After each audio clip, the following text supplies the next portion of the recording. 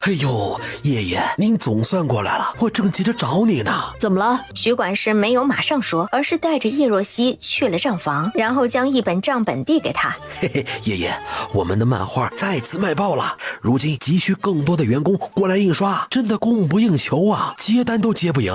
好啊，明日我会安排人过来，今天晚上所有人通宵把这2本漫画全部印刷出来，明日一早我要让整个京城的人看到这2本漫画，所有人3倍工钱。徐管事拿过漫画翻了2页后，这漫画就是妥妥的钱袋子啊。爷爷放心，明日一早这本漫画便会火爆全京城。对了，徐掌柜，接下来呢，你得着手准备开第2间印刷坊，一间专门印刷动作类型的漫画，一间专门印刷其他传统类型的。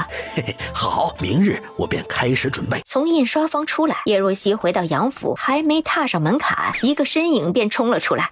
西西，你总算回来了。看到叶兰晨，叶若曦抿了抿嘴，没有说话。西西，你饿不饿？我给你准备了吃的，你要不要吃点？听到这话，叶若曦也觉得自己有点饿了，也没矫情，点了点头。叶兰晨很快让小绿将食物拿到叶若曦的屋子里。叶若曦吃的时候，叶兰晨就安静地看着她吃，叶若曦也没理他，让他看，反正看一看又不会吃亏。在他差不多吃完，叶兰晨才开口说道：西西啊，明日我要去皇宫参加宴会，你要不要跟我一起去？什么宴会？漠北公主的接风宴。好啊，我去。他倒要看看这漠北公主明日有没有脸出现。然而漠北公主的脸皮比叶若曦想的还要厚，接风宴她不仅去了，还盛装出席，只不过她脸戴着面纱。今日一早，漠北公主的漫画已经在各大府上传遍了，如今参加宴会的各大官员看到漠北公主的眼神儿都带着一丝异光，而漠北公主并不知道自己已经火遍整个京城了。她还以为那些男子是被她的美貌给折服的。这会儿她一坐下，便看着皇上道：北明帝，此次父皇派我过来是想让我与贵国结亲的，所以我想举办一个比武招亲，你看此法可行？能与漠北结亲是我东来的福气，比武招亲自然可以，只是这参加的人可有何要求？比武招亲总比要求皇兄做他的驸马好。只要参加者打赢我身边的4大护卫便可。漠北公主，这4个护卫一看实力就强，这一般人如何能打赢他们？听闻东来国有位战神，我觉得可以让你们的战神过来挑战一下。这不合规矩，我们的战神已经成婚了。北明帝，我不介意的。我介意。你有何资格介意？因为我是战神十里红妆娶回来的王妃啊，我当然介意了。要是漠北公主想做我夫君的小妾的话，那我倒是不介意。放肆！你竟敢这样羞辱本宫，找死！皇嫂小心，若曦小心，小心！叶若曦大脑根本来不及思考，下意识躲开。她知道这刀怕是避免不了了，因为速度太快了。她能做到的是避开要害，然而一个身影比她的还快，直接冲到她面前，伸手用内力一挡，掌风一转，那刀竟然一个反转冲向了漠北公主。这突然的变故让漠北公主吓得连连后退，而因为衣裙太过长，退的时候直接被自己的衣裙绊倒。你们都死了吗？还不快扶本宫起来！公主，很好，东来皇帝，原来这就是你的待客之道。你等着，今日之事，我父皇是绝对不会放过你们东来的。漠北公主，今日之事是你先挑起，刺杀我东来的7王妃。我们东来的7皇子护自己的王妃并无过错，如漠北皇要以此为由挑起战事，那我东来奉陪到底。来人，送漠北公主离开东来。哼，很好，北明帝，但愿你不会因为自己今时今日的决定后悔。说完，漠北公主带着人浩浩荡荡的离开了。等人一离开，众臣赶紧跪下来。皇上，万万不可啊！我们东来好不容易迎来长征，一旦挑起战事，对我们东来可是重创啊！你们一个个怎能如此自私自利？你们是否忘了这昌盛是谁给的？是朕的皇兄叶兰晨跟太妃坚守边疆整整6年，才迎来如今的昌盛。而刚才漠北公主刺杀的人是我东来战神的家眷，他漠北公主都欺负到我们东来的头上了，你们竟然还在这里跟朕说不可！七皇兄为朕守护着江山这么多年，让你们一个个在京城过着锦衣玉食的日子，你们竟然为了不挑起事端，让朕去委屈朕的皇嫂，去迎合她一个漠北公主。你们摸着自己的良心想一想，你们还是人吗？叶若曦听到这话，顿时感慨万千，没想到这个小皇帝3观这么正，并没有因为叶兰晨功高盖世而忌惮他。叶兰晨听到这话，内心还是挺感动的，不枉费自己拼命的为东来打下一片安宁。但依然还有人觉得皇上的做法不妥。左丞相站了出来，皇上，目前就应该以大局为重，七皇子为国为民，大家都看在眼里，我们也都非常敬重他。但目前关乎到整个东来的要事，臣认为牺牲一个区区妇孺，换我东来100年和平昌盛，有何不可？左丞相的话让叶兰晨眼眸闪过杀气，这一瞬间他想冲出去直接将人给杀了。还是叶若曦感受到他的杀气，赶紧握住他的手，别乱来。在叶若曦的安抚下，叶兰晨身上的杀意才一点点褪去。很好，左丞相，你的提议非常不错。朕听说你的嫡女琴棋书画样样精通，也是京城里数1数2的才女。左丞相如此为国为民，朕封她为公主，然后送去做漠北皇的妃子，这样便能更好的维护我们东来的和平。左丞相，区区妇孺送去漠北，你应该不会介意吧？皇上，这怎么行？那是我唯一的嫡女。左丞相，你是否老了？记性不太好。七王妃也是太傅唯一的嫡女，既然太傅的嫡女能牺牲，那朕送你的嫡女去漠北当妃子，又有何不可？听到这话，左丞相顿时脸色煞白。他从未想过自己只不过是提出一个建议，竟搬起石头砸了自己的脚。他自然不会同意皇上的说法，当即要开头反驳。好了，此事就按照朕的意思来。王公公，你旨。还有，朕看左丞相对嫡女如此疼爱，便让他出使漠北，亲自送女儿出嫁。皇上不可呀，那可是为臣的嫡女，你怎么能？众人是怎么都没想到，风光了这么多年的左丞相竟然就这样被舍弃了。此事可还有谁有异议？众臣早就吓破胆了，一个个都不敢多说。臣附议。既然众爱卿无异议，那继续参加宴会吧。皇上留下这话，便让叶兰晨移步他的寝宫，叶若曦也跟着去了。七皇兄，接下来你得做好准备。皇上，从漠北公主拿刀刺向西西的那刻开始，我便知道与漠北这一战无法避免。如今当着我的面，那漠北公主都敢直接刺杀西西，要是哪天我不在她身边呢？那漠北公主会嚣张成什么样？叶兰晨不敢想，所以他一定要杜绝这样被动的事情发生。叶兰晨，所以你打算出征攻打漠北吗？虽然东来处于昌盛时期，但周边的国家都对东来虎视眈眈，特别是漠北，多次挑战我们，简直不知好歹。没想到叶兰晨跟我的想法如此一致，他也跟我一样想要一统东来。既然如此，那我必定会全力以赴支持的。他刚准备说话，黄公公走了进来。启禀皇上，陆公子求见。让他进来。陆逸轩走进来，刚准备行礼。逸轩兄无需多礼，说吧，这么急着找朕，所为何事？陆逸轩将一张纸递过去。皇上，这是在下研发了一种秘密武器，名为炸药。此炸药一点燃，20米内的人都会被炸死。这世间竟有这样的秘密武器？皇上，可否移步狩猎场观看？好，现在就去。倘若这秘密武器真如逸轩说的那般厉害，那待皇兄出征之时，必定如秋风扫落叶般顺利将漠北拿下。很快，几人去到狩猎场，陆逸轩让人将准备好的炸药包呈上来。这小小的一包东西，你确定20米内的人都能被炸死？皇上稍后便知。陆逸轩让人找好位置，埋好炸药，然后将引线埋在了皇上5米外的位置。皇上，小的开始点了。好，点吧。陆逸轩点燃引线。皇上，速速捂住耳朵。皇上还是很听劝的，赶紧捂住耳朵。一声巨响，犹如晴天霹雳，周围都跟着震动了起来，仿佛大地都被这声巨响给撕裂了。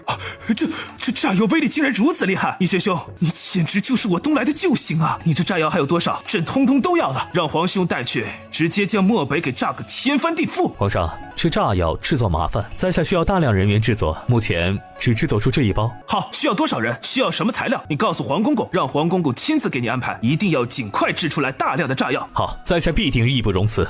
逸轩兄，你制作出这样厉害的秘密武器，朕必须好好赏你。朕答应你一个请求，你回去好好想想，想到立刻告诉朕。这时，陆逸轩跪下来：皇上，如此逆天的炸药，必定能让东来以后的地位更加稳定，所以在下想用此炸药换丞相之位。说完，陆逸轩有些忐忑，毕竟自己一开口就是丞相之位，确实有些狮子大开口了。可他没办法呀，他不想一步步往上爬，他如今只想做到他能爬上的最高位置，然后当若曦的靠山。山。然而原以为皇上会沉着脸拒绝的，却不想他直接将陆逸轩扶起来。逸轩兄，你终于想通要来朕身边帮朕了？这怎么跟我想的不一样啊？逸轩兄，你忘记你从小就跟皇兄说过，你的梦想就是和皇兄一起成为未来天子的左右臂，皇兄主外，你主内。皇上一直记得小时候皇兄和陆逸轩那一次偶然的对话。皇上，没想到这么多年的事情你竟然都记得。逸轩兄，从小就你跟皇兄对朕最好，这么多年皇兄没在京城，朕无数次都想着如果你在京城就好了，这样就有人在朕身边分担很多事。如今这个愿望这么轻易就实现了，这让朕很是欣慰。陆丞相，朕的右臂，以后你可要好好替朕分忧了。臣谢主隆恩。陆爱卿起来吧，将需要准备的东西清单给皇公公便可。皇上，臣有一个建议，便是制药人最好从军中挑选，找几名副将去学，学会后便跟着去军营就地取材制作炸药，这样不仅能减少运输的时间，还能节省很多费用，同时在战事起的时候能第一时间送到。陆逸轩说完这话，看了叶若曦一眼，眼里满是感激。炸药的配方是叶若曦给他的，而这建议也是他告诉他的。陆爱卿这个提议非常好，一切你交代好皇公公，让他全权配合你。那臣先下去准备。好，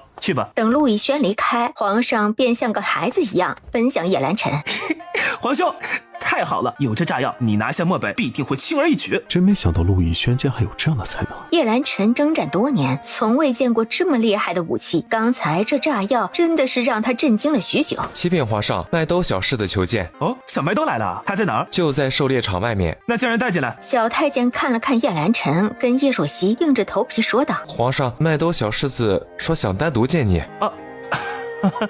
看来小麦兜有悄悄话要跟朕说呀。走吧，跟朕回养心殿。皇上离开后，叶若曦不知为何内心莫名的心慌，想到什么，哎，叶兰尘，你快跟过去听听啊，这小麦兜到底跟皇上说什么呀？怎么了？我不知道啊，我总觉得小麦兜这突然求见皇上不对劲儿。放心，没事的，我跟着过去看看。养心殿，小麦兜跪了下来。皇上，这是我研发出来的毒药，一接触到这毒药，人便会失去意识。如果不及时吃下解药，人便会在睡梦中死去。而这毒药可以利用特殊的仪器向人群摄取，这么一小瓶便能让至少30个大汉倒下去。而利用特制的仪器，可以同时发射3瓶，也就是说，这小小的毒药能以1敌100。这毒药竟有如此威力！小麦兜，你可真的是皇叔的好侄子啊！小麦兜，这毒药制作的时间快吗？人手与药材足够的情况下，制作起来还是很快的。好，这下有炸药，有小麦兜你给的毒药，你爹爹将漠北拿下的速度必定能加快。小麦兜，你可真的帮皇叔叔一个大忙。你想要什么？只要皇叔有，皇叔叔都答应你。小麦兜闻言跪了下来。皇叔叔，我想跟爹爹一起出征。皇上本来还带着笑意的脸，听到这话瞬间就垮了下来。胡闹！你爹爹是出征，不是出游。你一个5岁的孩子怎么能去那地方？皇叔叔不同意。你想其他奖励？5岁的孩子跟着出征，这传出去，我这个皇上不得被老百姓骂死啊！别说百姓了，母后和太妃估计那嘴沫子都能给我给淹了。皇叔叔，你不同意我去，我也会偷偷跟爹爹去的。到时候爹爹要是知道，你也知道这件事，肯定会怪你的。小麦兜，这招可真的高明啊！可你皇叔叔才不会被你忽悠。我现在就派人去喊你爹爹过来，我看他同不同意你跟着。说着，皇上就要喊人，而小麦兜一个滑倒，抱住他的大腿。皇叔叔，求求你别告诉我爹爹，我想跟着出征，也是因为这毒药只有我会做，我不去的话，这毒药很难制造成功的。而且我想成为东来最小的战神，我要为娘亲赢得诰命，让他以我为傲。皇叔叔，我求你了，答应小麦兜可好呀？这么可爱的小娃娃，怎么舍得让他哭呢？这么小就想着为国效力，孝敬母亲，不愧是皇兄的儿子，跟皇兄一样，心中有大爱。想到这儿，皇上心一软，便答应了。小麦兜，你别哭，皇叔叔答应你就是了。谢谢皇叔叔，我就知道你是最好的。我现在马上去准备，等爹爹出征，我便跟着一起。说完就迈着小腿跑了，那模样生怕皇上反悔似的。看到消失在自己面前的小身影，皇上感觉自己好像被骗了。一言九鼎，都答应了，总不能反悔吧？算了，既然答应了，那就派人暗中保护小麦豆好了。皇上，七皇子求见。听到小太监这话，皇上下意识觉得心慌，但很快他恢复过来，镇定自若地看向叶兰晨。皇兄，皇上，小麦兜找你做什么？皇兄，小麦兜真不愧是你的儿子，他竟然制出来跟炸药不相上下的毒药，一瓶就能毒倒好几十人。我已经让小麦兜去准备批量制作这毒药，然后让你带去，将漠北一举拿下。小麦兜竟如此聪慧。是啊，你这儿子真的是个智囊啊！皇兄，走，拿着这药出去狩猎场试一试。皇上成功隐瞒小麦兜跟着出征的事，叶兰晨并没有质疑。经过实验，小麦兜的毒药比他说的还要厉害。皇上高兴得合不拢嘴，直接给小麦兜打赏了不少东西。为了雨露均沾，他高兴地给叶兰晨和叶若曦都赏了很多宝物，连小桃桃都有。当然，小樱桃自然也不会落下。叶若曦看到叶兰晨从皇宫带回来的宝物，还有些不明所以。当听到叶兰晨说小麦兜竟然主动将制出来的毒药上交给皇上，这让他的脑子疯狂地转动起来。小麦兜把毒药给皇上，向皇上提了什么要求吗？叶若曦了解小麦兜，他做事从来都是计较得失的，他会主动将药物交上，没有他想要的利益，他是不会这样做的。皇上给小麦兜赏赐了很多东西，但并没有听说过还答应过小麦兜什么要求。闻言，叶若曦没再继续说小麦兜的事儿，而是从怀里拿出一叠纸递过去。那给你下毒的人查到了，你自己看着处理。叶兰沉重的傀儡箱早就被叶若曦给解了，这段时间他一直派人去调查这件事儿，今日总算是有了眉目了。叶兰晨翻看完，脸色铁青。难怪金人会刻意针对你啊！原来这左丞相竟然是皇爷流落在外的私生子，看来他一直在为造反做准备了。左丞相的大本营就在漠北，七皇子可以考虑一下，把他的大本营收入囊中。好，我将他的产业全部拿下送给你。嘿，这个可以有。那为了让你能安心打仗，你们军营的粮食我承包了啊，还有衣裳，你告诉我具体的数量，我让全国的成衣坊呢加班裁制，每人送2套。谢谢。我手下超过30万大军，你确定要将我们所有的粮食承包了？这可不是小数目。30万大军的粮食不成问题，不过呢，我有一个要求，就是你拿下左丞相的产业呢，得给我一半，相当于是我提前给你们提供粮食。叶若曦爱国也爱财，国家需要的时候，他可以不计成本的付出，但有左丞相这只大肥羊在，他这粮食出了，拿回一半不过分吧？就算左丞相那边有不少产业，但供应着30万大军的吃食可不是小数目。这样，粮食你按照成本价为军营提供，等拿下左丞相的产业，给你一半。叶兰晨知道自家王妃挥金如土，可也不能让他吃亏太多，所以想到了这个折中的办法。行，随你。叶若曦并不在意，只要能统一东来，他是肯定无条件支持的。你先回去好好休息，我去看看二哥。我跟你一起去吧。那我们一起骑马过去。叶兰晨的目光突然变得深邃起来。叶若曦本来想拒绝的，但看到叶兰晨的目光，突然一个坏坏的想法浮现。好啊，一起呗。听到这话，叶兰晨眼眸一亮，将自己专属的马匹牵来。七夕，可需要我帮你上马？不用。叶若曦直接飞身上马，他刚坐好，叶兰晨飞身到他身后。府上就剩下这一匹马了，委屈你跟我结结了。说着，抽着马鞭，飞快地奔腾起来。这家伙是当我是小孩子，有这么好骗？不过没关系，等会儿他就会后悔跟我一起了。接下来两人并没有说话，但叶若曦很不安分，而两人本就贴得很近。叶若曦这动来动去的举动，无形的是在给叶兰晨惹火。这家伙竟然这么容易就被撩拨了，就这点能耐，居然也敢跟我坐同一匹马。哎呀，叶兰晨，你放好你的剑，弄到我了。叶若曦假装不知道，随手往后面拍了拍，这一拍，叶兰晨直接倒吸了一口凉气，他将他抱得更紧了。谢谢，别闹。我没有闹啊，是你自己不放好你的剑，戳到我了。可叶兰晨直接将他给转了过来，与他面对面，然后将他紧紧揽住。不等叶若曦反应过来，他已经贴上他的唇，失控的吻了起来。天哪，这可是在马背上啊，他怎么敢的？这要是没拉住马摔下去怎么办？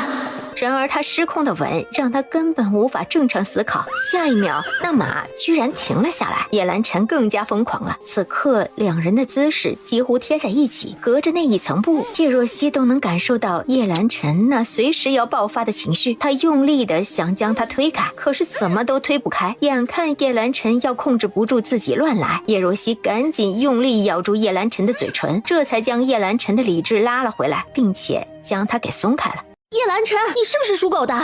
随时随地都想乱来。哎呀，这可是在外面，他真敢啊他！谢谢，是你先勾引我的。什么叫我勾引你啊？七皇子是不是想太多了？你还还不承认是吧？叶兰晨拉着他想要贴上去，而叶若曦这会儿直接用力一推，将他直接推了下去。好在他反应相当迅速，即将倒地的那一瞬间，他半跪在地上。七皇子，你这会儿精力充沛，还是跑一下吧，等会儿见。叶若曦骑着马直接走了。这女人刚才就是故意的，为的就是将我推下来。难怪刚才那么轻易就同意骑一匹马，原来在这儿等着我呢。叶兰晨猜对了，叶若曦就是故意跟他坐同一匹马，因为狗男人嘛，都是下半身思考的动物，加上叶兰晨这么多年才开荤，对他还新鲜着呢。叶若曦骑着马直奔山庄，他都想好了，等会儿看完杨二哥就跑，绝对不跟他碰面。等叶兰晨赶到山庄的时候，叶若曦已经离开了，一时间气得他直磨牙，可又拿他没办法。看来这追妻之路还真的很漫长。七弟啊，不是二嫂说你隐瞒西西身份这事儿啊，真的是太过分了，而且连新婚夜都没告诉他。二嫂，我知道错了，刚才被西西踹下马，我这会儿是走路过来的。这是你活该，看你以后还敢不敢欺骗西西。二嫂，你给我支支招，要怎么才能让西西消气啊？还有几日我便要去漠北了，要是西西还在生气，我哪里能够安心出征？哎呀，七弟，你怎么这么蠢啊？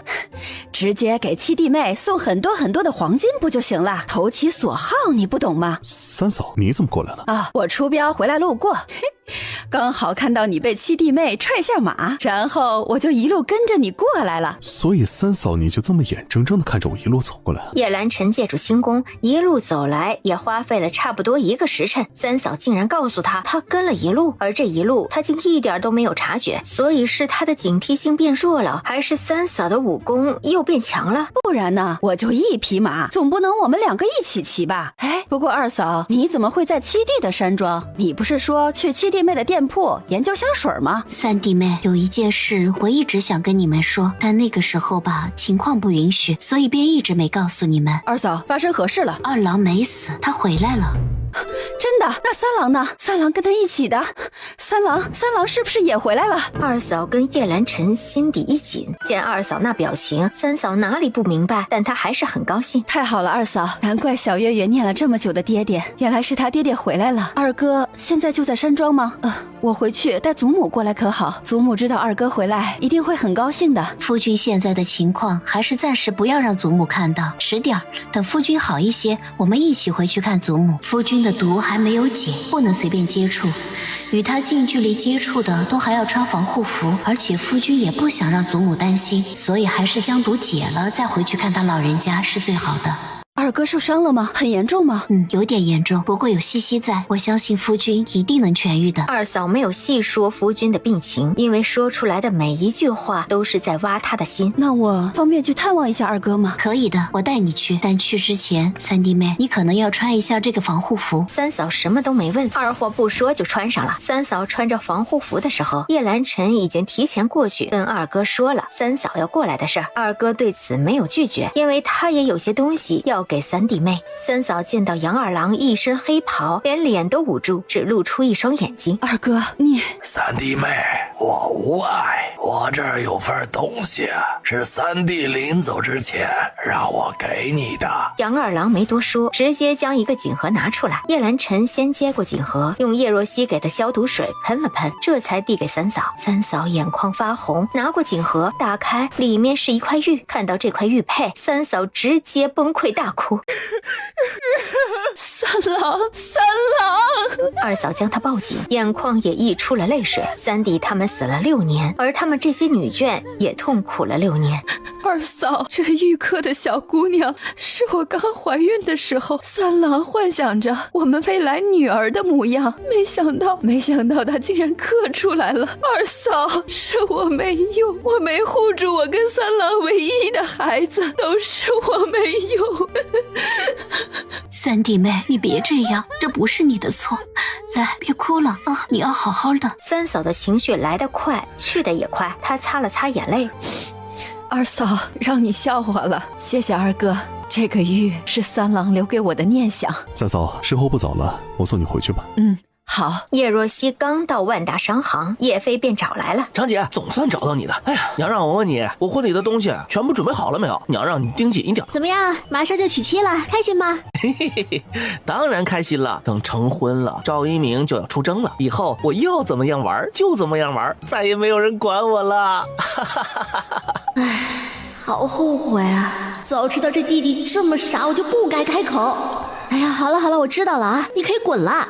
不行，我暂时不回去，我要在这里看看。等会儿赵一鸣说是要过来，我看中了一个西洋怀表，我要让他送我。嘿嘿，张姐，还好我听你劝，娶了赵一鸣。这女人啊，可有钱了，我问她，她就给我。她还说这次出征如果有好东西，就给我寄回来。这人傻不拉几的，到最后被卖了还跟着数钱。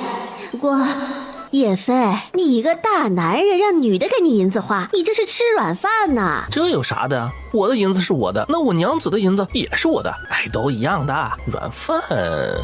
不过长姐，你怎么知道我喜欢吃软的饭？赵一鸣很快过来了，果真帮叶飞买了一个价值不菲的怀表，然后那嘴里一直念叨着不喜欢赵一鸣的叶飞，这会儿就像一个傲娇的小夫君，要赵一鸣哄着他，妥妥的软饭男。叶若曦着实没眼看，转身去找掌柜，让他安排好30万大军的粮食，还有做成衣的事儿。安排好一切，刚准备回叶府，半一急匆匆找来。王妃，你快跟我回去劝一下小世子，他一直待在机械房里不肯出来，都1天1夜没休息了。怎么回事？在下不知道啊，小世子只说他要做一样神器送给王妃您，让我不准打扰他。我忍不住想进去喊他，都被他用烟雾弹给赶出来了。在下着实是没办法了，这才过来找您呢。带我过去。小桃桃有很多精灵古怪的东西，所以他在自己院子里弄了一个专门的机械房，里面的东西谁都不能碰，连门都不准别人随便进去，进去都得小桃桃带着，不然很容易被机关给伤的。小桃桃，很快里面便传来小桃桃的欢呼声。太好了，成功了！唉，看来是这个小家伙又钻研新玩意儿，这是成功了。暗夜没事的，小桃桃里面有干粮，他不会饿到自己的。他喜欢钻研各种奇形怪状的玩意儿。下次他还是不出来吃喝的话，只要你还听到他在里面捣鼓的声音，你都不用理会他，让他安心的搞他喜欢的玩意儿。哎呀，那这样小世子的身体能扛住吗？哎呀，毕竟他还是个孩子呀。放心，没事的。后面呢，我也会叮嘱他以后注意休息。见叶若曦都这样说，暗一也不好再说什么。你先回去吧，这里我守着就行。等会儿小桃桃应该会出来找我。叶若曦并没有推门进去打扰小桃桃，她担心小桃桃的实验正在进行到关键的时刻，自己要是贸然进去打扰，将她的思路都给打散了，那就不好了。哎，好。果不其然，叶若曦猜对了。不一会儿，小桃桃便从里面冲了出来。阿姨叔叔，快，我们去找娘亲，我成功了。娘，你咋知道我找你呢？娘，你快进来，我有好东西要给你哦。叶若曦亦步亦趋的紧跟着他走进去。娘，你揭开看看。叶若曦嘴角含笑，就像揭开一个神秘的面纱一般。揭开那布，小桃桃，你竟然做出了缝纫机！咦，娘，小桃桃是不是全世界除了3弟最聪明的宝宝？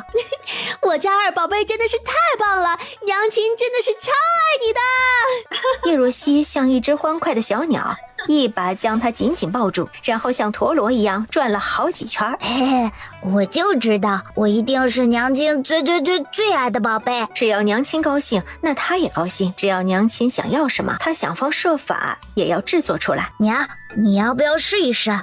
好，娘亲试试。叶若曦强压着如潮水般汹涌的兴奋，坐下来，将布轻柔地压在线下，轻轻踩住脚踏板，机械的声音响起，也就不到一会儿的功夫，2块碎布犹如变魔术般被缝了起来。哎呀，二宝贝，你这缝纫机真的帮了娘很大的忙。有了这个缝纫机，接下来你爹那30万大军的衣裳制作起来可就容易多了。叶若曦真的觉得自己的几个宝贝是上天赐给她2辈子最好的礼物，一个比一个聪明，一个比一个懂事儿。叶若曦吩咐下去，日夜生产小桃桃研究出来的缝纫机。明日便是叶飞跟赵一鸣的婚礼，今日叶若曦亲自给赵一鸣送去定制婚服。赵一鸣进去试穿的时候，叶若曦便在外面喝茶，这茶还没吃进嘴里。哎呀，怎么了啊？赵长姐，这嫁衣我穿不进去，怎么办呀？哎呀，我看看，可是量错尺寸了。婢女一脸忐忑，硬着头皮道：小姐，尺寸没有错，是你胖了一点点。一鸣啊，你最近是在暴饮暴食吗？我也就吃多了那么一点点。你确定只是一点点？都是叶飞那家伙，他说我到时候出征就吃不到这些东西了，然后天天带我去吃各种美食。我看他那么热心，我又不好拒绝，就吃多了一点。叶若曦突然想到，有一日叶飞跑来问他，还知道哪里有美食，让他推荐一下。当时他随口问他跟谁去吃。当然是赵一鸣了，我要带他去吃胖点儿。军营里那么多男子，他胖了，那些男子就不会打他的主意了。虽然我不喜欢他，但他是我明媒正娶的妻子，怎么能让别人给窥视呢？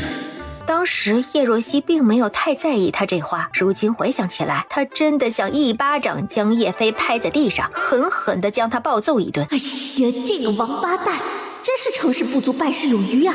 叶姐姐，怎么办啊？我现在该怎么办呢？这婚服我根本就穿不进去呀！早知道我就不吃那么多了。可是那些东西着实是太好吃了，我根本控制不住自己。哎呀，好了，没事，姐给你改，拿尺过来，我给你量一下。好在如今有了缝纫机，不然靠人工来缝制，这嫁衣必定是来不及的。真的吗？真的能改吗？哎呀，赶紧的吧，我给你量一下尺寸，等一下呢，我拿去给你改，保证让你明天当个漂漂亮亮的新娘子。赵一鸣不敢再多说什么，赶紧让叶若曦给他量尺寸。量好尺寸，叶若曦便回去改嫁衣了。叶若曦在改嫁衣的时候，才猛然的想到，现代是可以将衣服调成松紧款的。哎呀，太笨了，怎么就忘记把衣裙弄成可以松紧的那种呢？虽然说不弄那个松紧，衣服不合穿的话，客人会买新的，这样收入也会增长不少。但是如果有那种松紧的，说不定客人会更加喜欢呢。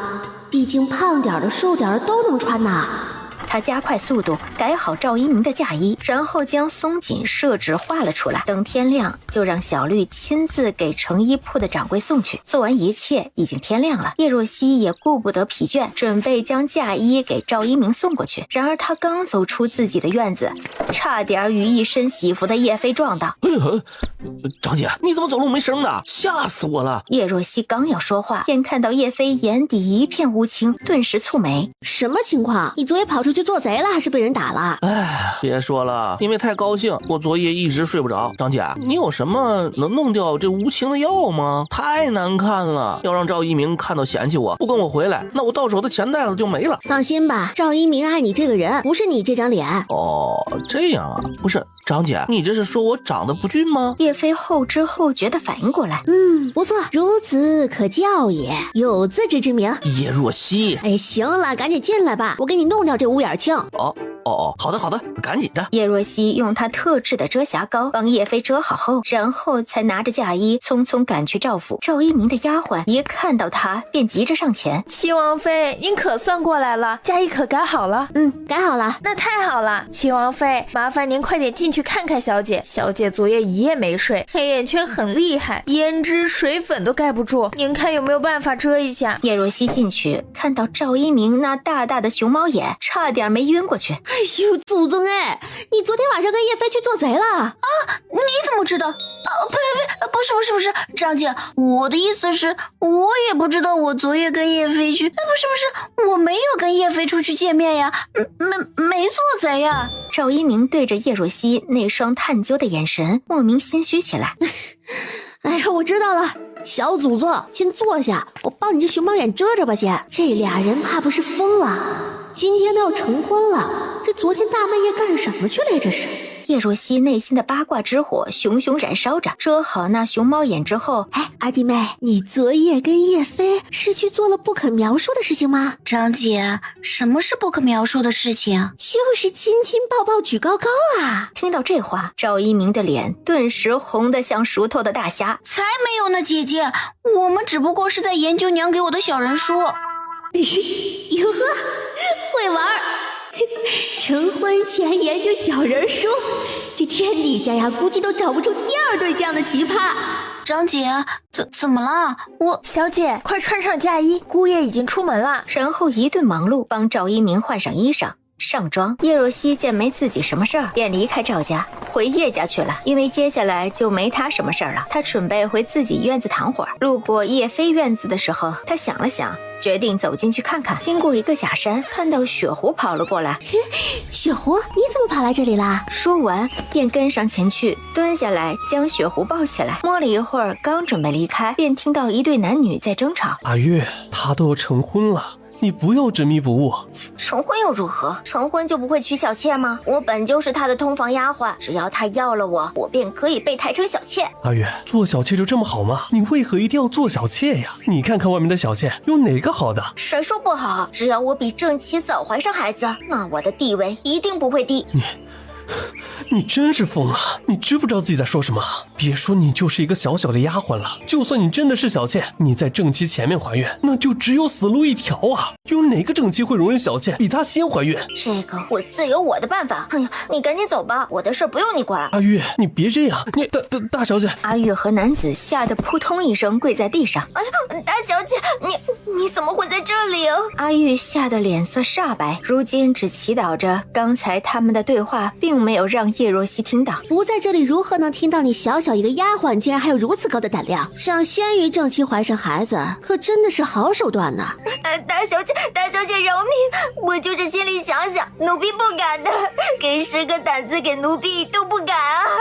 大小姐饶命啊，饶命啊，饶命啊！然而叶若曦一句话都没说，喊人将这2个送到叶腾的院子。叶腾正在整理宾客的名单，准备等会儿出去迎客。看到叶若曦扭送2人下山过来，顿时疑惑：张姐，这2人所犯何事？女的想今夜爬叶飞的床，然后先于2少夫人怀上孩子，而男的在一旁求我放过这女的。叶腾砰的一声，一掌拍在桌上，怒不可遏：放肆！区区一个贱婢，竟然敢做出这等龌龊事，简直无法无天！以后你就是叶府的继承人，这件小事你觉得该如何处理？一个贱婢，直接打死便是。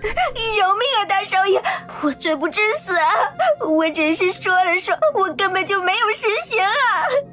大少爷饶命，大少爷饶命啊！是啊，大少爷，这件事都还没有发生，阿玉她什么都还没有做呢，你不该这样无缘无故将人打死呀！哪怕是贱婢，那也是活生生的一条命啊！阿玉她只是做了一个所有丫鬟都会做的美梦，她何罪之有？听到这话，叶若曦觉得自己的3观都被惊到了。既然你们都说到这个份上，那我也不好那么惨无人性。这样吧，你们2个都赐毒酒1杯吧，死了也能做一对鸳鸯。大少爷，你来人，将2人直接灌下毒酒，然后送去乱葬岗。叶腾懒得听2人多说，直接吩咐下去，将人押走了。叶腾，这2弟新婚之日赐死2人会不会不吉利啊？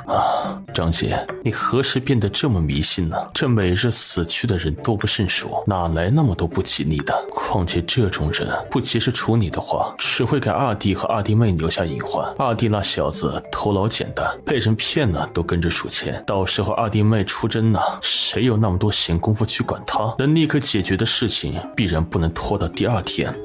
不愧是你呀，年纪轻轻便坐上了大理寺卿之位，果然是有2把刷子的。多谢张姐夸赞。那张姐，等2弟成婚后，我是否可以到大理寺当值了？我这1个多月已经按照你的吩咐好好休息了，身体也没有什么不舒服的。回去当值呢，也不是不可以，但是你得先定下婚事，不然我担心你的身体未老先衰，以后连个媳妇都找不到。张姐，别啊，我一心只想晚安，儿女私情不适合我。如果我娶了人家姑娘，真是让人家独守空房也不好啊。叶腾，如果你喜欢小年呢，那你就娶小年好了，我相信爹跟娘都不会反对的。张姐，你这一刻，叶腾只觉得自己的心如那蚂蚁乱撞一般，整颗心都要掉出来一样。怎么会啊？张姐怎么会说这样的话？小年可是男的，张姐怎么知道我？这件事儿他谁都没有说过，因为这件事儿已经超越了世俗的眼光，他的地位，他的家世都不允许他做出超越世俗的事情。你说你要不要娶小年？只要你回答一个要字，3日内我便能让你们2个订婚。张姐，莫要胡说，小年是男子。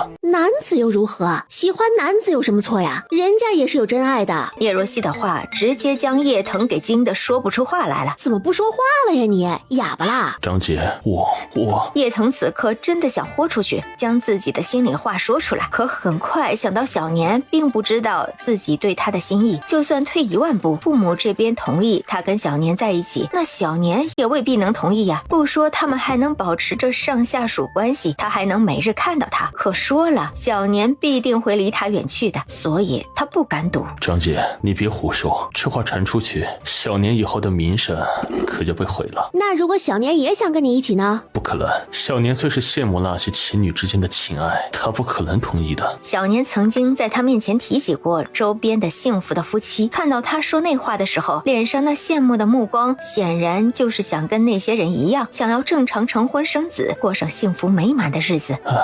张姐，希望你能帮我隐瞒这事，我这已经超过世俗的认知，如果是娘知道，一定会被我活活气死的。一直以来我都是娘引以为傲的孩子，可我知道自己终须是让她失望了。这几年他日日破案，除了真心想为更多的人伸张正义，还有一部分的原因是他怕母亲给他说亲，他不敢去面对。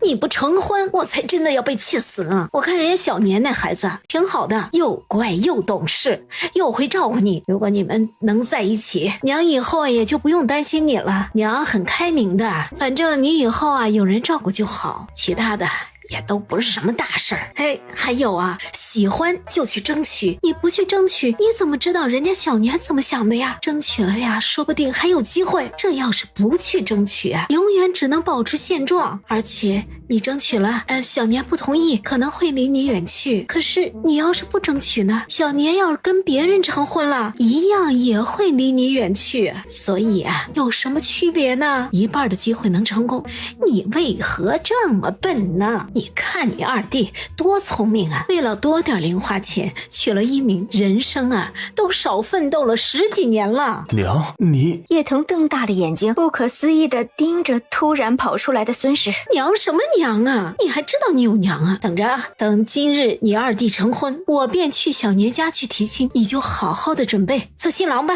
听到这话，叶腾只觉得脑子嗡的一声，仿佛被电击了一般，整个人失去了反应。娘居然没有反对我喜欢小年的事，娘竟然对我这种超乎世俗的举动一点都没有抗拒，这怎么跟我想的不一样啊？若曦，你赶紧去休息昨夜做了一夜的嫁衣，要是累出个3长2短，我可没有媳妇儿配个养父。真是的，没有一个省心的，真不知道这都咋生出这些什么玩意儿。叶若曦刚想说自己不是她生的，虽然你不是我生的，但是也是我一把屎一把尿把你拉扯大的，我就是命苦养的一个个的就知道气我。走，赶紧滚去休息。张姐，你还是先去休息吧，等宾客全部来齐，准备开席的时候我再喊你。叶若曦这会儿也是真的累了，便不再多说什么，赶紧去睡了。娘醒醒，该吃饭了。新娘回来了，早回来了，都拜完堂了。怎么拜堂没喊我呀？爹说太累了，让你好好休息，然后二舅妈敬的茶她帮你喝了。这样也行。西西，先吃点东西吧。叶若曦一看，才发现叶兰晨端着菜进来。叶兰晨，你怎么将菜端来了？不是要去吃席吗？岳母说你太累了，这席你去不去都没事，所以让我拿给你。哎呀，这娘们我看她是活腻了，居然敢这么说我。弟弟的酒席我竟然没去吃，传出去外人该怎么说我呀？好啦，西西，岳母也是不想你太累，赶紧吃吧，都是你喜欢吃的。叶兰晨拉着她走到桌子旁，娘，你快点吃吧，我去找二哥了。小麦都很是懂事的离开了。等他吃饱喝足后，叶兰晨才看向他。西西我们聊聊可好？看到叶兰晨那认真的模样，行你想聊什么？西西，明日我便要出征了。这么早？虽然一直都知道叶兰晨要出征，但是如今真的要出征了，他突然觉得内心空空的。漠北公主已经被我的人秘密处理了，这件事儿做丞相隐瞒下来了，显然是要想直接回漠北准备造反事宜，所以我必须尽快赶过去。已经处理了？这么速度？他还活着一日，我都无法忘记二哥所受到的伤害。虽然让二哥亲自报仇会更好，但是他多活一日都太便宜他了，所以他必须死。传闻说你杀戮果断，果然是啊。伤害我在乎的人都该死。好啦，杀就杀了，你还有什么想说的吗？要是没有的话，就早点回去休息。你七夕，别赶我走好吗？今夜陪陪我可好？叶若曦抿了抿嘴，其实她内心是答应的，毕竟这家伙要是去出征了，陪陪他也没啥。可想到自己前一秒还在跟他冷战，后一秒就答应陪他了，这样会不会显得自己很没面子呀？虽然我不是矫情的人，可是谁都有那么一点点自尊心的嘛。然而不等他说话，叶兰晨起身打开放在一旁的大箱子。西西，我们既然已经成婚，那我所有的银子跟产业都应该交由你来保管。这是我在钱庄存的银票，这个是我名下的所有庄子铺子，这个是这叶兰晨是将所有身家都给我了。这些东西啊，你好好守着。如果有一日我回不来了，当孩子长大之后，你就将一大半留给你自己，剩下的2个孩子分。当然了，你也可以再分一点给小樱桃，虽然她不是我们亲生的，但也是你认的干女儿嘛。我这个干爹的为她也留一份嫁妆，也是应该的。哦，还有，如果我死了，我的要求不高，你为我守寡1年便可。1年之后，你就可以拿着和离书离开杨府。哦，和离书我也写好了。哎呀，叶兰晨，你疯了你这是在交代后事吗？你还没死呢，谁让你在这儿胡说八道的？西西，我这是有备无患，我也相信我一定会平安归来，但我这不是担心万一。叶兰晨，我告诉你，你必须给我毫发无损的回来。要是你真的死了，我不仅第一时间改嫁，我还拿着你的灵牌摆在婚房，让你看着我嫁人，看着我在其他男人。不准，我不准你改嫁，也不准你跟其他男人。一想到自己要是真的战死了，她嫁给其他男人，她的心犹如刀割一般难受。不准可以啊，那你给我毫发无损的回来。我一定会毫发无损的回来，相信我。这还差不多，这些东西呢，我可以替你保管，等你回来的时候我再给你。叶若曦本来是见钱眼开的性子，可一想到这家伙给自己银子是在交代后事，她就不想要这些银子了。不了，我的银子理应交给娘子来管，反正我现在是身无分文，全靠娘子养我了。叶兰晨这会儿直接将他抱住，这狗男人没想到还有这样的觉悟。那既然你这么执着的话，那我就勉为其难的帮你收了吧。哎，看你对我坦诚相待的份上，我送你2样好东西。你等会儿啊。叶若曦进屋拿了2个盒子出来，这是你织给我的衣裳啊。出征的时候呢，你一定要穿上这件衣裳，这件衣裳刀剑不入，关键时刻是能保命的。刀剑不入？这世间竟然有这样的衣裳？你穿上试试给我看看。闻言，叶兰晨3两下将衣裳穿好，然后看向他，是吧？你这家伙就不怕我骗你啊？叶若曦也是没想到这叶兰晨这么信任自己，这可是往自己身上捅刀子呀，他竟然也不怕。我相信你。叶兰晨也不知道自己是从何时开始便已经无条件信任叶若曦了，这3个字直接撞叶若曦的心窝，千言万语抵不过一句我相信你。叶若曦压下心底的情绪，拿起刀直接往叶兰晨身上捅去，他力度还蛮大的，因为他想让叶兰晨知道最真实的效果。这竟然是真的刀剑不入，怎么会有这么厉害的衣裳？当然有啦，这可是我在失败了上百次才做出来的防弹衣，自然是厉害的。娘子，谢谢你了，你跟孩子就是我的福星。等我一定会完成你的心愿，统一东来，到时候不用再出征了，我便带着你跟孩子一起周游世界。小涛涛告诉我，你最希望的就是盛世太平，然后乘着马车驶尽天下，看尽天下的风景。好，我等你，一定要保护好自己。叶若曦这会儿抱住他，拿了人家的全部身家，抱一下也是应该的，毕竟给的太多了。叶兰晨看到叶若曦主动抱住自己，内心欣喜若狂。还是三嫂有办法，果然给的够多，也能将西西给哄好。看来接下来得多存点战利品，等凯旋归来便全部送给西西了。一夜缠绵，第2日醒来，叶若曦觉得自己腰酸背痛，转身一看，不知叶兰晨何时离开了。小绿赶紧走了进来。王妃，你醒了？你家王爷什么时辰出去的？王妃，王爷天未亮便离开了，30万大军昨日便已经开始从各地秘密启程，前往漠北了。好，边境有何消息，第一时间告诉我。好的，王妃。现在你是起来还是再睡会儿？如果要起来，小的伺候您更衣。叶若曦刚准备开口，门外就传来敲门声。娘，不好了，出大事了！赶紧开门！叶若曦赶紧吩咐小绿，而自己则快速套上衣衫。娘，你快看，这是三弟留下的信。叶若曦打开一目十行看完，哎呀，这个小混蛋真的是翅膀硬了，他居然还敢跟着去漠北。娘，那这下可如何是好呀？要不要马上联系爹爹，让他将三弟送回来呀？唉，早知道三弟会走这一步，就不该将新制作的毒药给他。如今好了，毒药的配方拿走了，人也跟着走了。没用的，你爹找不到他。以他对小麦兜的了解，他从来不做没把握的事情，他就是做好了所有人都无法将他抓回来的后路，所以他才敢直接留下一封信，便跟着去漠北。而且他有意躲起来，没有人能找到他。想到这儿，他猛然想到小麦兜私自见皇上的事情，看来小麦兜的倚仗是皇上，只有皇上的圣旨在，谁也不能将他送回京城。哎，大宝贝，娘跟着去吧，不然娘不放心呢。也许自己过去，小麦兜看到自己便会主动出现，同时自己在他身边，他才放心。好，娘，你去吧，京城的事交给我，还有二弟，你放心，我会照顾好他。大宝贝，还是你懂事，辛苦你了啊！有什么事儿呢，你就去找你干爹，或者是你皇上叔叔。娘，我知道的。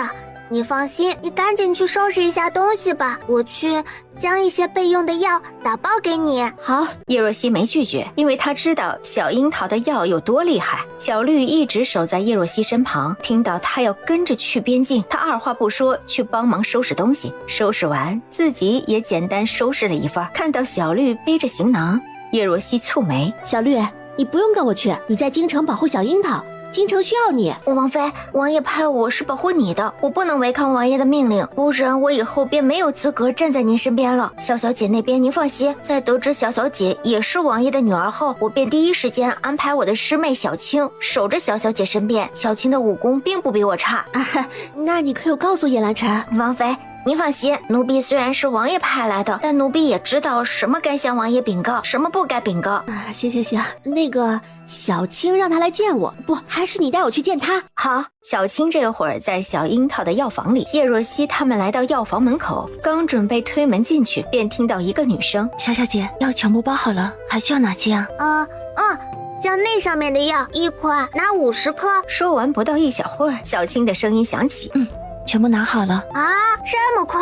那里30几种药呢，你怎么这么快就装好了？小小姐，我的手呢一抓就知道有多少颗，这30几种药啊，自然也无需太多时间。还需要抓什么药吗？听到这话，叶若曦顿时对这个小青好奇不已。小青是因为做事反应快，被七爷收到名下的，而她的手如杆秤，东西一抓就知道多重了。有一次我看到小小姐还要爬梯子一点点称药材，太辛苦了，然后我就让小青过来小小姐身边了。听到这话，叶若曦顿时眼前一亮，没想到叶兰晨手底下竟然还有这样的能人。叶若曦悄悄打开一条门缝，便看到跟小绿一样衣裙的小青正在一把药一把药的装进棉袋里，那手速快到只能看到一丝残影。这时小樱桃在架子上不知拿什么，一个悬空差点摔了下去。叶若曦吓得刚准备冲过去，便看到小青飞身过去，一把将小樱桃给接住了。小小姐，你吓死我了！你以后想拿什么，让我来拿，你这样可是很危险的。好，我以后高的让你拿。见状，叶若曦默默退了出去，离开药房。小绿才壮着胆子道：王妃，这下您同意让奴婢跟您一起出发了吗？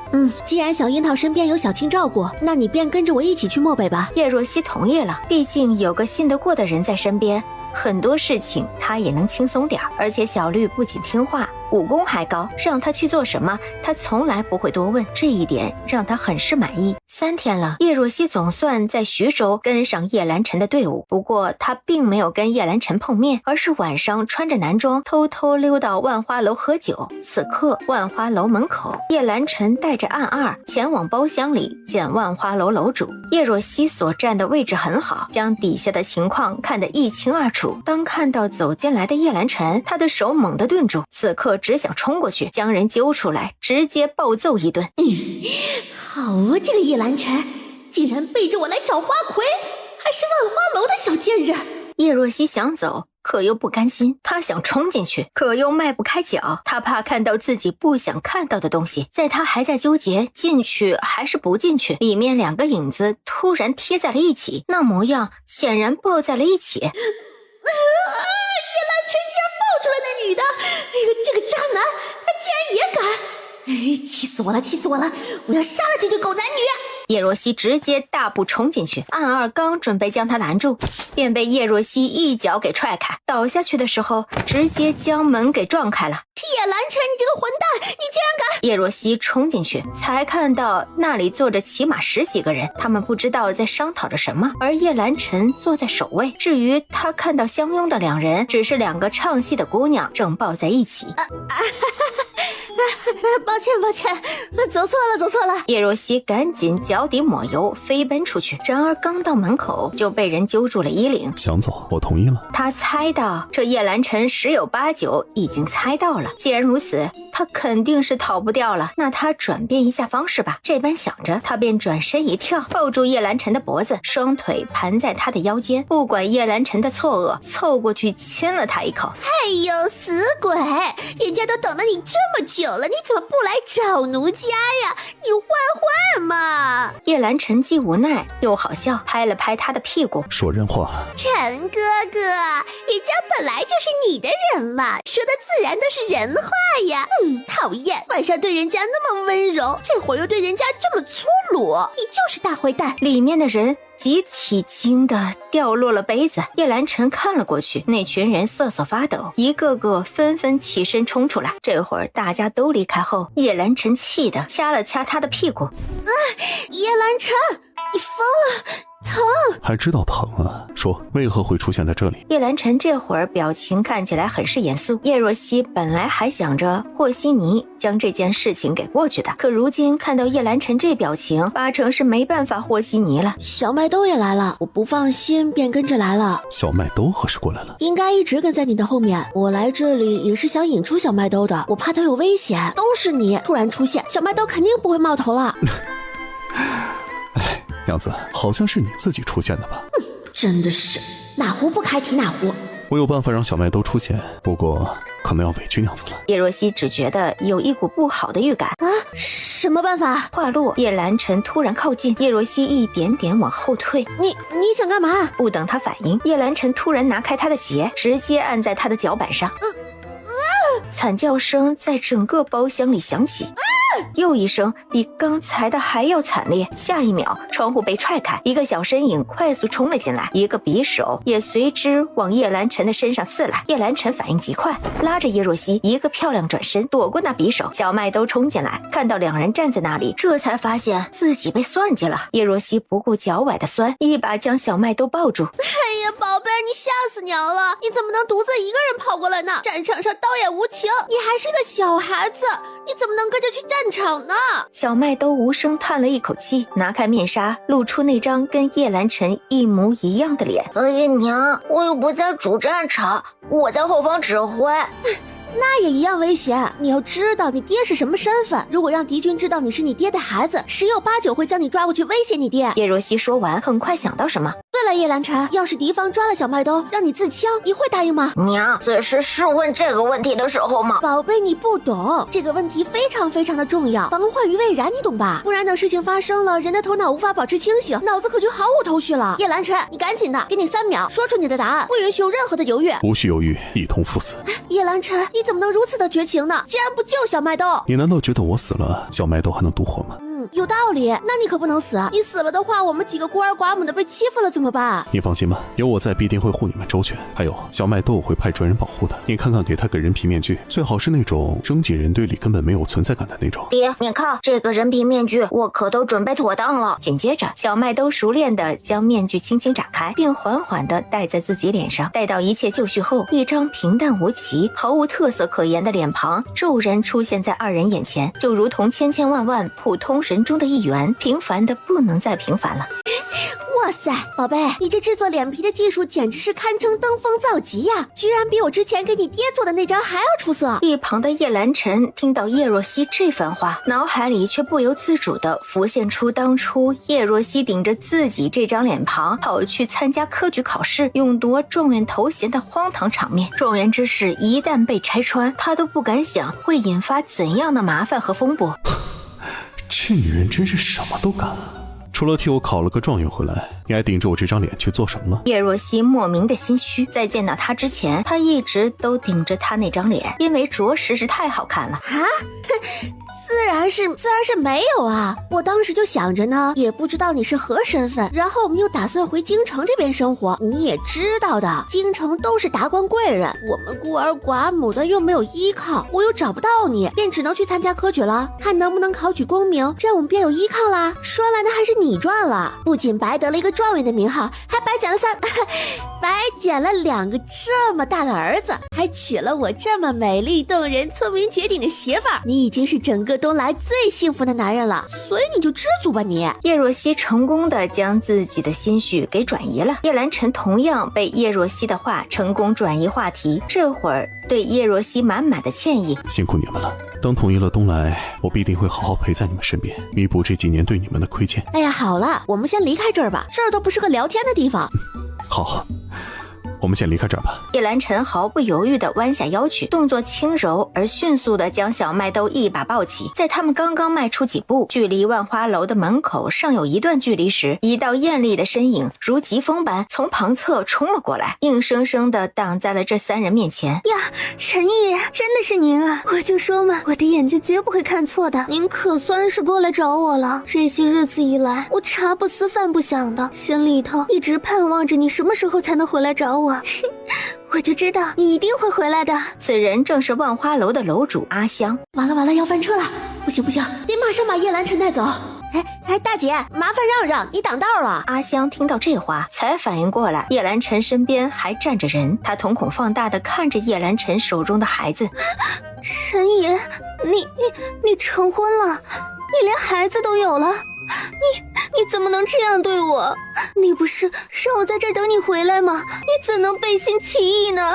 叶兰晨一脸茫然，心中暗自思忖着眼前发生的究竟是怎么一回事。正欲发声询问，却不想就突然感觉到一股力量袭来，低头一看，发现是叶若曦正在紧紧抓住他的胳膊。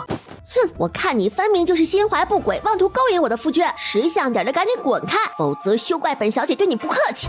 说罢，叶若曦也不等阿香有所反应，拉起叶兰晨转身就跑。由于叶若曦事先在暗中对阿香下了药，此刻药效发作起来，阿香只觉得浑身发软，四肢无力，整个人像被施了定身咒一般，定处在了原地。陈爷，你娶的到底是什么女人？竟然做这些下三滥的事情，你怎么能这样对我？陈爷，我对你一片真心啊，你竟然这么对我。后面的话叶若曦并没有听到，几人早已经逃之夭夭，回到叶兰晨安排的院子。叶若曦一把抱过小麦兜。王爷，你早点休息啊，明日一早还得忙呢，再见。然而叶若曦的脚刚踏出一步，便被叶兰晨揪住了后衣领。叶兰晨，你放开我，你捉着我做什么？叶兰晨没有回答他。小麦兜，你先回去休息，爹爹有话要跟你娘说。别，小麦兜，你别走，娘跟你一起去休息。娘也累了，叶兰晨，你放开我！小麦兜眨巴着那双犹如黑宝石般的大眼睛，看了看两人。爹娘完了。宝贝，我还是不是你的亲娘了？你居然抛弃我！叶兰晨如同一只凶猛的野兽，直接将他像猎物一样抱起来，扛在肩上。叶兰晨，你要做甚呢？你快放我下来！闭嘴，否则再让你重温一下6日下不了床的记忆。一句话让叶若曦猛地睁大眼睛，捂住自己的嘴，瞬间安静了。兰晨看到安静下来的叶若曦，唇角微微勾起，总算是找到事情将女人给压制住了。回到屋里，叶若曦被粗鲁地放在床上。叶兰晨，你混蛋你直接把我扔在床上也不知道轻点儿，一点都不怜香惜玉。哼！叶兰晨欺身而上。那万花楼楼主怎么回事啊？什么万花楼楼主啊？我不认识啊。是吗？你确定不认识？说着，叶兰晨的手开始乱动起来，那大手触碰到他，让他整个人如触电般微微颤抖了下。哎，不行，不能得罪这头狼，不然今天又不用起来了。